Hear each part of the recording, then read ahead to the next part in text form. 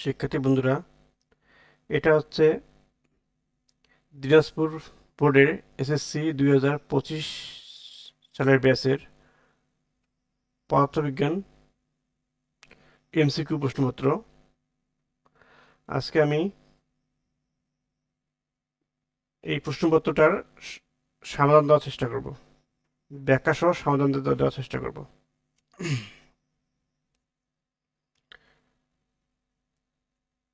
এটা হচ্ছে মোট এখানে 25টা প্রশ্ন আছে এমসিকিউ। এই 25টা প্রশ্ন সলভ করলে মোটামুটি সম্পূর্ণ বই সম্বন্ধে একটা আইডিয়া চলে আসবে। তোমরা যারা 2027 সালের ব্যাচ দিনাজপুর শিক্ষা বোর্ডের, তাদের জন্য এই প্রশ্নটা ইম্পর্টেন্ট।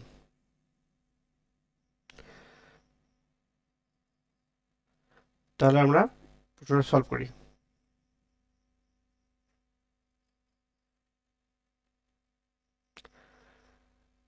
এক নম্বর প্রশ্ন আছে, কোনটি মৌলিক রাশি? আমরা জানি মৌলিক রাশি 7টা। 7টা মৌলিক রাশির নাম হচ্ছে দৈর্ঘ্য, ভর, সময়, তাপমাত্রা, তড়িৎ প্রবাহ, দীপন তীব্রতা, পদার্থের পরিমাণ। তাহলে এখানে তাপমাত্রা হচ্ছে মৌলিক রাশি। তোমাদের এই 7টা মৌলিক রাশি মুখস্থ করতে হবে। 2 নম্বরে, নিউটন পার কেজি কিসের একক?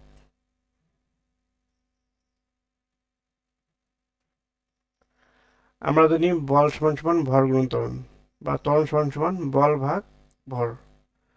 বলের একক নিউটন, ভরের একক কেজি। তাহলে ত্বরণের একক লেখা যায় নিউটন নিউটন পার কেজি। তাহলে ত্বরণের একক নিউটন পার কেজি। 3 নম্বর প্রশ্ন, 50 মিটার উচ্চতা থেকে বস্তুকে নিচে ফেলে দেওয়া হলে কত মিটার পার সেকেন্ড বেগে ভূমিকে আঘাত করবে? অভিকর্ষ ত্বরণ দেওয়া আছে 9.8। এটা সমাধান দেওয়ার চেষ্টা করি। আমরা জানি পরন্ত বস্তুর ক্ষেত্রে v কে সমান ইউ স্কয়ার প্লাস 2gh। তার পরন্ত বস্তুর ক্ষেত্রে আদির বেগ 0।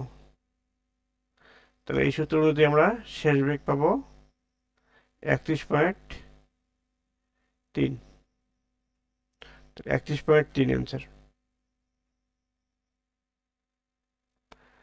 সাইকেলের চাকার গতি কোন ধরনের গতি? এটা হচ্ছে ঘূর্ণন গতি। নিচে তথ্যের আলোকে 5 এবং 6 নং প্রশ্ন উত্তর দাও।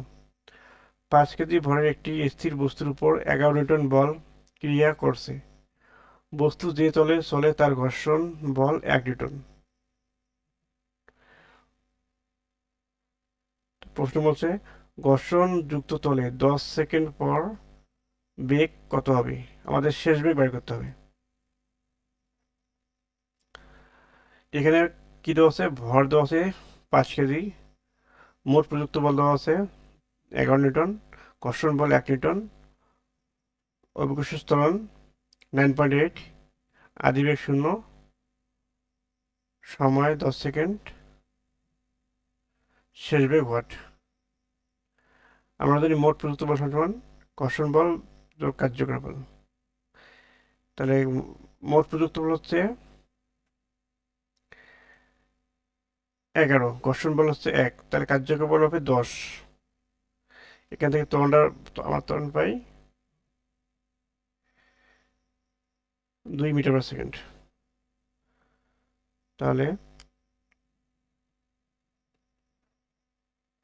শেষ বেগ হবে 20 মিটার পার সেকেন্ড।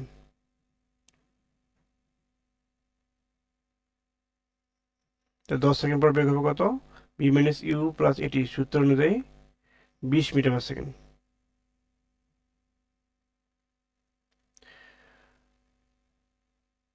2 নম্বর প্রশ্ন বলছে কি, যদি 6 নম্বর প্রশ্ন, বস্তুটির গতির ক্ষেত্রে তলটি মসৃণ হলে 5 সেকেন্ডে অধিকতম দূরত্ব এত 27.5 মিটার। এটা সত্য না মিথ্যা, এটা দেখিনি। তাহলে আমরা রাব করি। এক নম্বর হচ্ছে আমরা জানি এখানে আদিবেগ 0, সময় 5 সেকেন্ড, ভর 5 কেজি। যেহেতু এখানে ঘর্ষণ বল 0, তাহলে মোট প্রযুক্ত বল হবে কার্যকর বল। তো বল হবে কত? 11 নিউটন। এই মোট প্রযুক্ত বলে কার্যকর বল। এখান থেকে আমরা জানি আমি এখানে ত্বরণ বের করি। ত্বরণ কত আসে? 2.2 মিটার সেকেন্ড স্কয়ার। তাহলে আমরা অতিক্রান্ত উত্তর এ সমান ইউটি প্লাস হাফ স্কয়ার সূত্র যদি আমরা সূত্রের মাধ্যমে আমরা পাই 27.5 মিটার। তার মানে 1 নম্বরটা সঠিক আছে।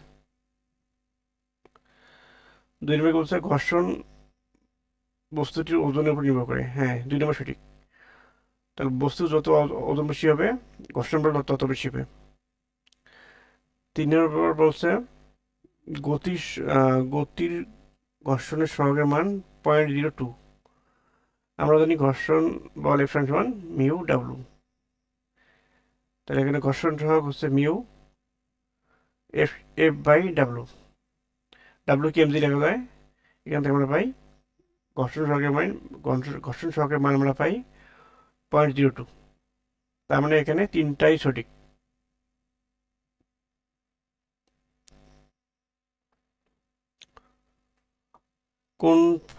কোনটি ফসিল জানা নেই? গ্যাস। জড়তা বস্তুর স্থিতি অবস্থা বজায় রাখতে সাহায্য করে। হ্যাঁ, এটা সঠিক। বস্তুকে সমত্বরণে গতিশীল রাখে। না, এটা ভুল। বস্তু ভরের সাথে সম্পর্কিত। ভর যত বেশি হবে, জড়তা তত বেশি হবে। 1 এবং 3 সঠিক। খ নম্বর 1 এবং 3 সঠিক, 2 নম্বরটা ভুল। এক পরমাণুর ইউরেনিয়াম ফিশনের কয়টি নিউটন নির্গত হয়? তা আমরা বিক্রিয়া দেখি, ইউরেনিয়ামের বিক্রিয়া দেখি। ইউরেনিয়ামকে নিউটন দ্বারা আঘাত করলে আমরা কি পাই? বেরিয়াম পাই, ক্রিপ্টন পাই, 3টে নিউটন পাই আর প্রচুর শক্তি পাই। তাহলে কটা হবে? 3টি নিউটন নির্গত হয়। ছুরির এক পাশ তীক্ষ্ণ হওয়ার কারণ কি? ছুরির এক পাশ, ধারালো ছুরির এক পাশ তীক্ষ্ণ হওয়ার কারণ কি? চাপ বৃদ্ধি। আমরা জানি যেমন তার কাটার অগ্রভাগ সূচনার কারণ হচ্ছে কি? চাপ বৃদ্ধি, যাতে তার কাটা সহজে কাঠের মধ্যে ঢুকে যায়। আমরা জানি ক্ষেত্রফল বাড়লে চাপ কমে, আর ক্ষেত্রফল কমলে চাপ বাড়ে। এই জন্য ছুরির এক পাশ তীক্ষ্ণ হওয়ার কারণ চাপ বৃদ্ধি। ছুরির অগ্রভাগ যত চিকন হবে তত চাপ বৃদ্ধি পাবে।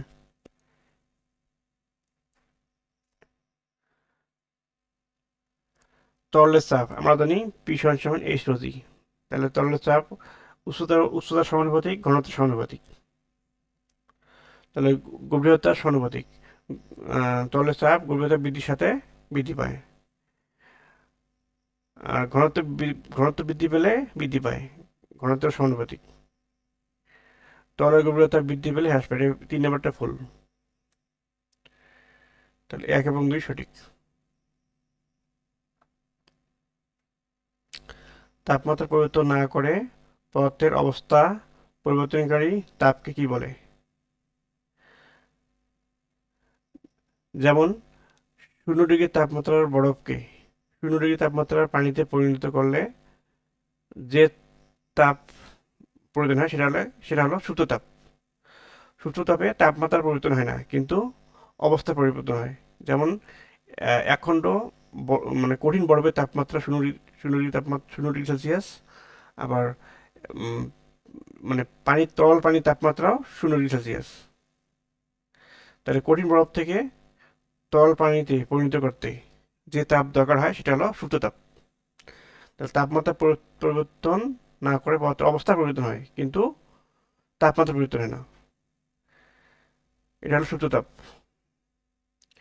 যেমন বরফের তাপমাত্রা 0 ডিগ্রি সেলসিয়াস তাপমাত্রা, কিন্তু বরফকে যখন আমরা তাপ দেই তখন তাপমাত্রা বাড়ে না, ওই তাপটা বরফকে ভাঙতে ব্যয় হয়, মানে কঠিন বরফ থেকে তরল পানিতে পরিণত হতে ওই তাপটা ব্যয় হয়। তাহলে কঠিন কঠিন তাহলে কোনো বস্তু কঠিন অবস্থা থেকে তরল অবস্থায় রূপান্তর হতে যে তাপের দরকার হয় সেটা হচ্ছে সুপ্ত তাপ।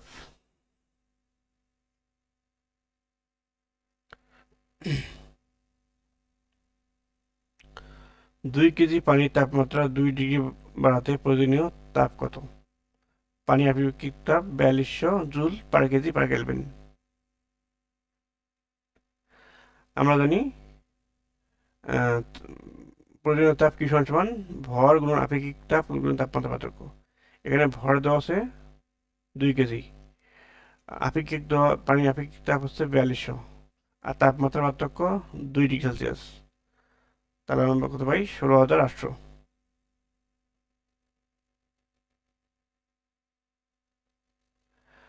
তাহলে এটা একটা কি? একটা তরঙ্গ। তাহলে তরঙ্গ দৈর্ঘ্য কাকে বলে? এখানে দুটি তরঙ্গ সৃষ্ট, এই একটা তরঙ্গ, এই একটা তরঙ্গ, একটা তরঙ্গ দৈর্ঘ্য ল্যামডা, আর এখান থেকে এইটুকু হলো ল্যামডা। তাহলে এখান থেকে এই পর্যন্ত হবে 2 ল্যামডা। আমরা জানি দুটি তরঙ্গ শীর্ষের মধ্যবর্তী দূরত্ব হলো তরঙ্গ দৈর্ঘ্য। তাহলে এখান থেকে এই পর্যন্ত হচ্ছে একটা তরঙ্গ, এখান থেকে এই পর্যন্ত হচ্ছে আরেকটা তরঙ্গ। তাই এখানে মোট দুটি তরঙ্গ আছে, এখানে 2টি ল্যামডা আছে। তরঙ্গটির বেগ কত? তাহলে আমরা গ্রাফ করি। এখানে 2 ল্যামডা কত? 10 সেন্টিমিটার। এখান থেকে এই পর্যন্ত দুটি তরঙ্গ, 2 ল্যামডা সমান 10 সেন্টিমিটার। ল্যামডা কত? ল্যামডা হচ্ছে 5 সেন্টিমিটার। সেন্টিমিটার মিটার করলে 100 দ্বারা ভাগ দিতে হয়। 5 সেন্টিমিটার সমান সমান 0.05 মিটার। তাহলে আমরা জানি 20 F ল্যামডা। তাহলে এই মান বসে দিয়ে কী আমরা 55 মিটার/সেকেন্ড পাই। কম্পাঙ্ক এখানে 1100 হার্স, আর তরঙ্গ দৈর্ঘ্য হচ্ছে 0.05 মিটার, 55 মিটার/সেকেন্ড। নিজের চিত্রে আমাকে 14 এবং 15 নং প্রশ্ন উত্তর দাও। হ্যাঁ, এখানে বলছে তরঙ্গটি 8800টি পূর্ণ স্পন্দন দিতে কত সময় লাগবে? এটা ঐকিক নিয়মে আমরা করি অঙ্কটা। দেওয়া আছে তরঙ্গটির কম্পাঙ্ক 1100 হার্স। কম্পাঙ্ক মানে প্রতি সেকেন্ডে, মানে কাঁপুনির সংখ্যা, প্রতি সেকেন্ডে স্পন্দনের সংখ্যা। তাহলে তরঙ্গটির কম্পাঙ্ক যদি 11 হার্স হয়, তরঙ্গটি 1100টি পূর্ণ স্পন্দন দিতে সময় লাগে 1 সেকেন্ড। মানে 1 সেকেন্ডে 1100টি পূর্ণ স্পন্দন দেয়। তাহলে 8800টি পূর্ণ স্পন্দন দিতে সময় লাগবে 8 সেকেন্ড।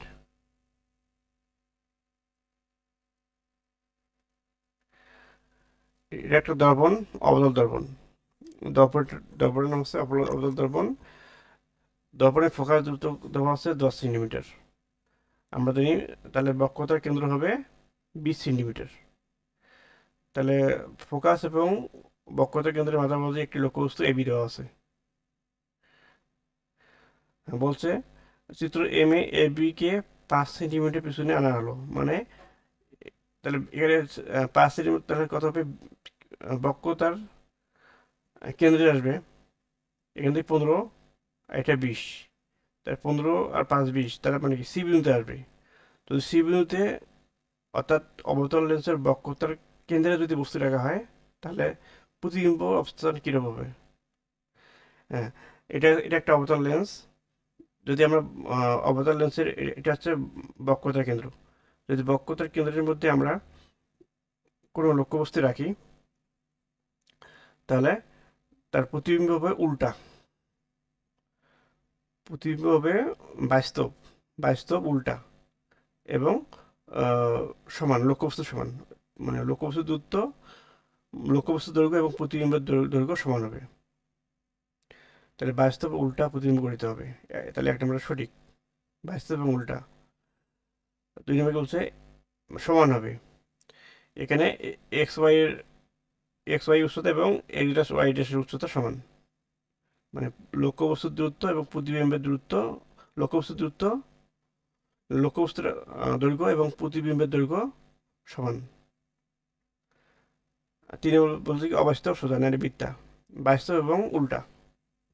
3 নম্বরটা মিথ্যা, 3 নম্বরটা ভুল। তাহলে এর উত্তর হবে ক নম্বর, 1 এবং 2 সঠিক। বিবর্ধন সবসময় এম সমান 1 হলে কোন দর্পণের ক্ষেত্রে?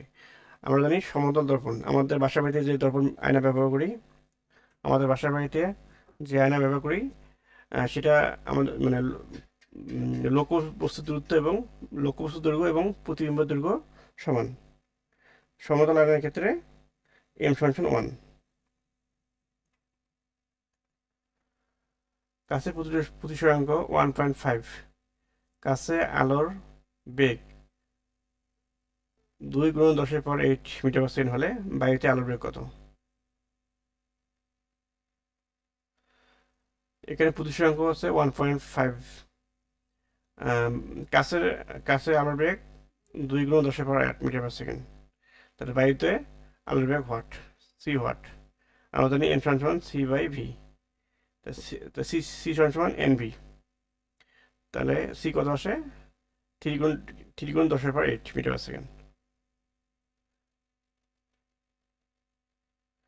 চোখে আলোর সংবেদী অংশ কোনটি?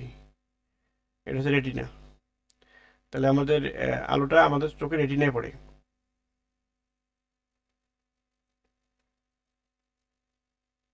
তাহলে রেটিনা হচ্ছে চোখে আলোর সংবেদী অংশ। এটা হচ্ছে এ এবং বি দুটি গোলক। এতে +10 কুলম্ব চার্জ দেওয়া আছে আর বিতে +2 কুলম্ব চার্জ দেওয়া আছে। এর দূরত্ব হচ্ছে 10 সেন্টিমিটার বা 1 মিটার। আমরা জানি 10 সেন্টিমিটারে 1 মিটার হয়।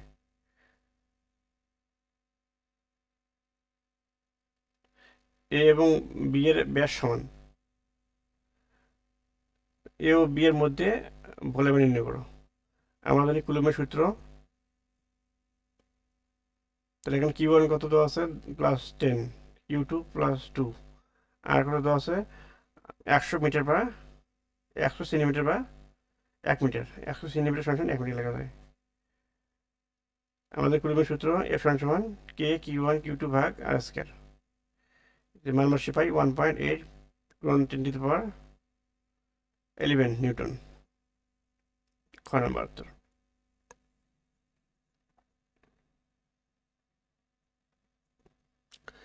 এ ও বি কে স্পর্শ করিয়ে পূর্ব স্থানে ফিরিয়ে আনলে নিচের কোনটি সঠিক হবে? যদি এ এবং বি কে, এতে আছে কত? +10 কুলম্ব চার্জ আর বিতে আছে +2 কুলম্ব চার্জ। যদি দুটোকে একসঙ্গে আমরা স্পর্শ করাই তাহলে দুটোর চার্জ সমান হবে। এখানে কত? 6 আর 2 কত? 12টা চার্জ। তাহলে এখানে 6টা হবে, এখানে 6টা হবে। তাহলে এখান থেকে 10টা থেকে 4টে চার্জ বিতে চলে যাবে। তাই তাহলে যদি বিতে যদি দুটো গোলকের চার্জ সমান হয় তাহলে মধ্যবিন্দু হবে কি? মধ্যবিন্দুতে তড়িৎ প্রাবল 0 হবে। তাহলে মধ্যবিন্দুতে তড়িৎ ক্ষেত্র 0 হবে যদি দুটি গোলকের চার্জ সমান হয়।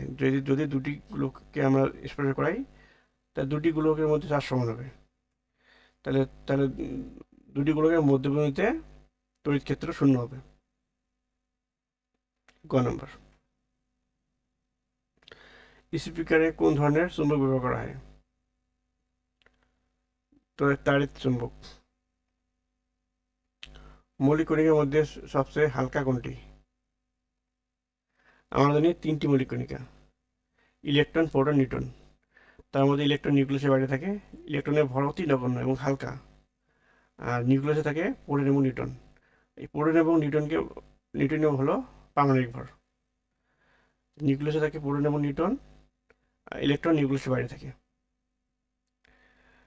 তাহলে সবচেয়ে হালকা হচ্ছে ইলেকট্রন।